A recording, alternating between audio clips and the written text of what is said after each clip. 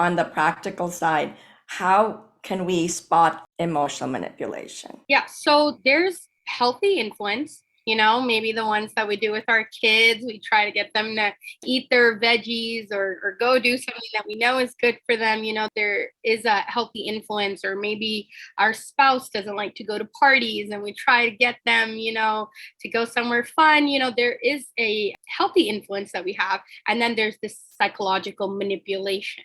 And the key is it's at that person's expense. It's something that they really do not want to do. They don't feel comfortable doing. It's not good for them, mentally or physically.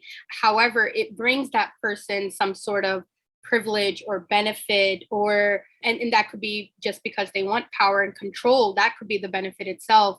And so they make that person do that, right?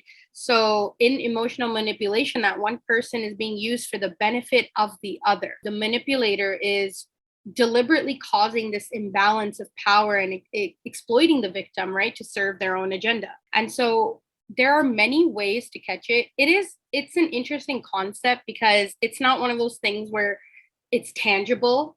And sometimes you may not have the perfect example and you don't know how to explain it to someone else because there was a lot at play, right? It was body language, it was their mood, it was where you were physically in that location. Like there's so many aspects to it that sometimes it's hard to explain to others, but you can feel it, it's happening. And then we can even go into some specific examples of how, I mean, by the example definition that you're giving, Mahnoor, I know that I definitely was a victim of this in my marriage. But what do you think, as a South Asian, how do you think it shows up in our culture and in our relationships? So it shows up in many different ways, right? It's interesting because preparation for this podcast, I came across this article and I'll share it with you guys.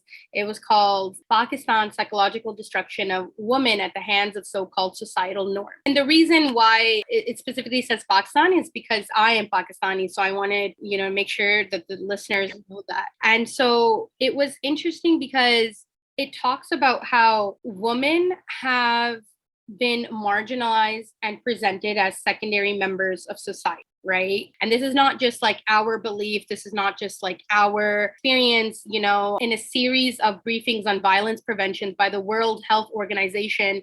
It is culturally believed in these countries that males have the right to correct or discipline female behavior. A woman is responsible for making the marriage work. A man has the right to assert power. And so these are societal norms that promote men's behaviors, right, and superiority.